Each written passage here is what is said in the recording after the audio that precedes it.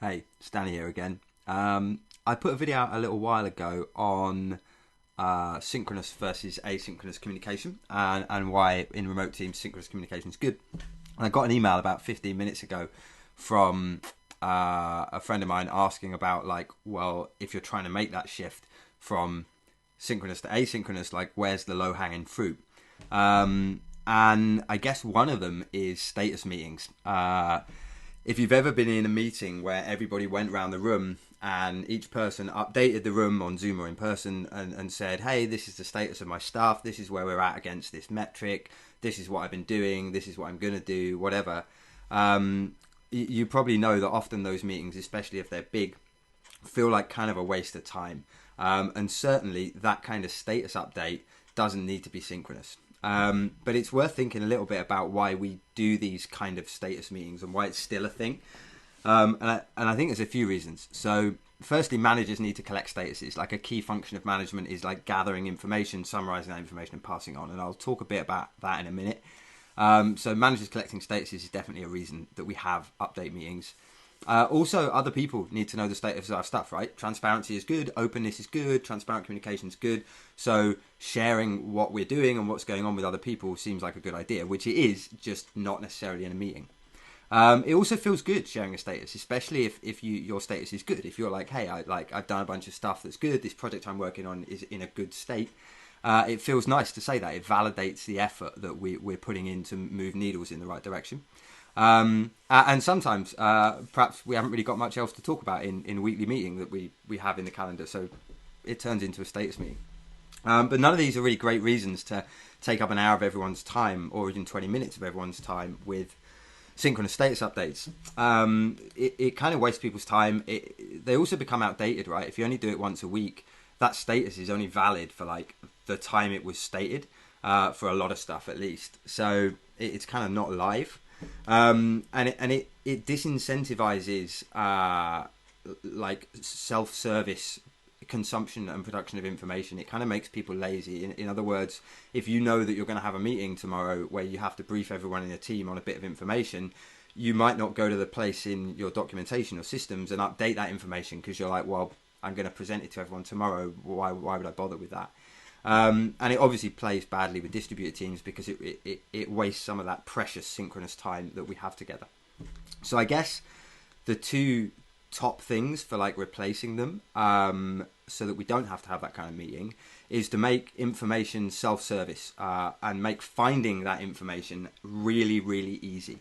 So any work on increasing the observability of work that's going on and of key metrics and of the kind of stuff that you're putting out in status updates, if you can make that easy for people to just find when they want it, then we don't need to do a synchronous update on it. And also simplify things across the business. I've certainly seen that the need for status updates is often a function of overly complex structures and perhaps ambiguous goals in the organization, right? So I guess some examples of tools that could replace status updates: digital task boards, things like Trello, Kanban boards. They're self-service. You can update your status by moving a card from one column to another and putting some notes on it, and then people can come and look at that, and you don't have to tell them. Updates via Slack on what you're doing. There's a bunch of bots out there that help do daily stand-ups via Slack asynchronously. Any sort of dashboards, knowledge bases where information's stored, like that's kind of the type of tools we're looking at here. Likewise, if you really do need to give a kind of summarized status update on what's going on, a tool like Loom, like this, you just get on, give a 2-minute brief update on what's happening and punch that out to everyone so they can watch whenever they want. I guess there's maybe a special note on like managers here that often managers need to know the status for many, many things in order to make decisions. And if it's really hard to find that information on your own as a manager because you've got to go to 100 different places, eventually you're gonna just ask people to provide that to you. If you find yourself in that situation, go try and fix that, right? Go try fix it rather than asking. And often if you need to summarize stuff, like as a manager, you need a load of inputs, statuses, whatever, you need to summarize that and then like pass that on up the reporting chain.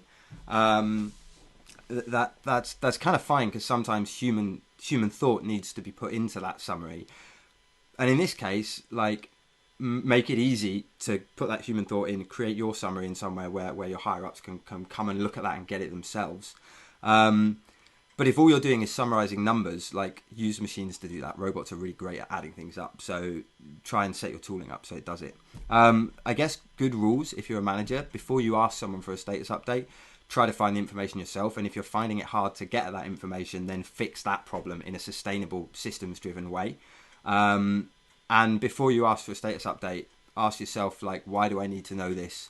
Is it going to help me make a decision better? Do I need to report this upwards or outwards somehow? And if the answer is no to all those things, then you probably don't need to know the status of that thing. And I guess it's also worth noting that, like, the need for status updates often reduces as an organization becomes more open and trusting, because if everyone feels psychologically safe, the need for status updates that say everything's going good goes away, because we can rely on the fact that people will always speak up when things are not quite going right, or there's some anomaly that needs bringing up. So yeah, I guess they're not always bad, but in general, try to keep status updates out of synchronous meetings, and ideally try to move towards a self-service model for getting information on the status of stuff in your organization.